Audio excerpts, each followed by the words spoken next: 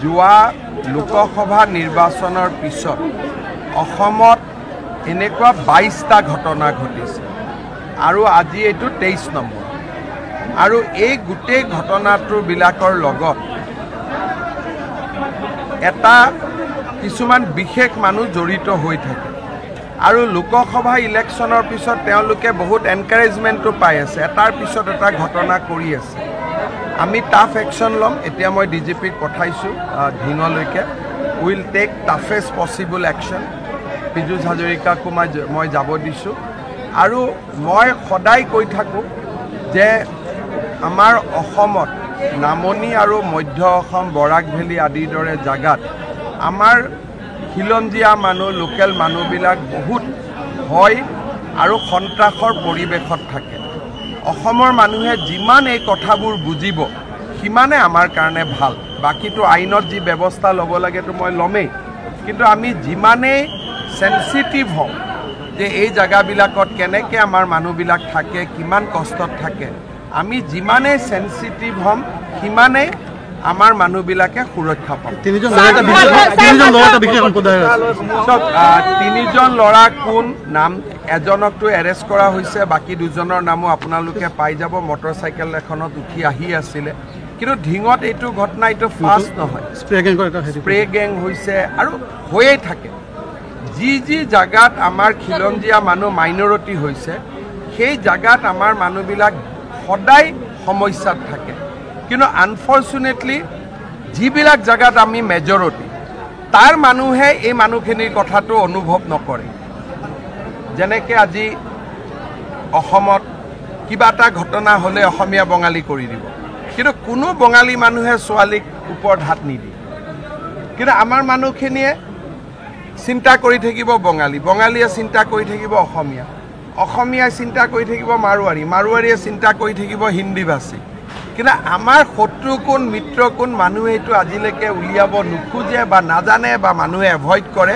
that is the biggest irony সেইটোৱে আজি আমাৰ আটাইতকৈ ডাঙৰ সমস্যা চৰকাৰেতো পদক্ষেপ লৈয়ে আছে চৰকাৰে পদক্ষেপ লৈ থাকিব কিন্তু মানুহৰ ভিতৰত থকা যিটো জন্তু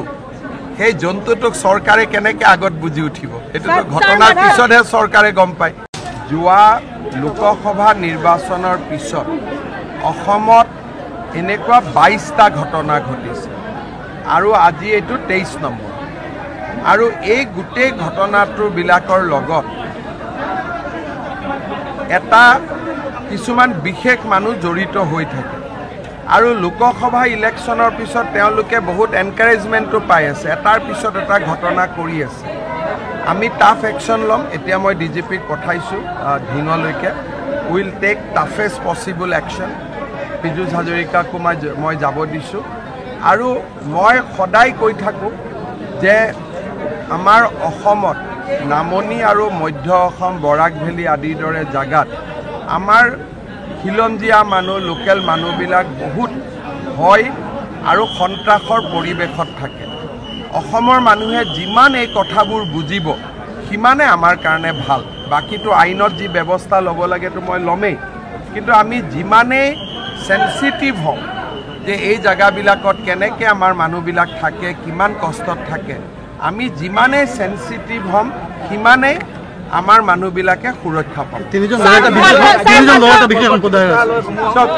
তিনিজন ল'ৰা কোন নাম এজনকতো এৰেষ্ট কৰা হৈছে বাকী দুজনৰ নামো আপোনালোকে পাই যাব মটৰচাইকেল এখনত উঠি আহি আছিলে কিন্তু ধিঙত এইটো ঘটনা এইটো ফাৰ্ষ্ট নহয়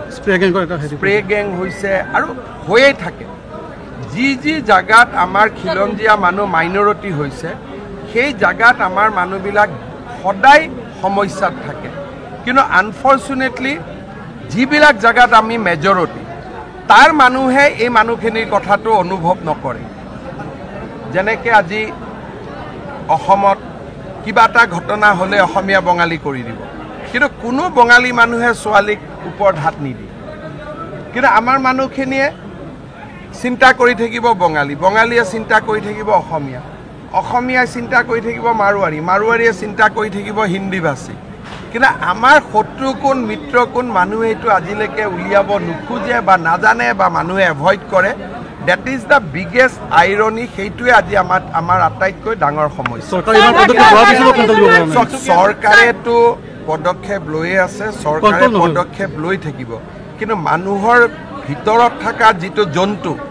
সেই জন্তুটোক চৰকাৰে কেনেকৈ আগত বুজি উঠিব এইটোতো ঘটনাৰ পিছতহে চৰকাৰে গম পায়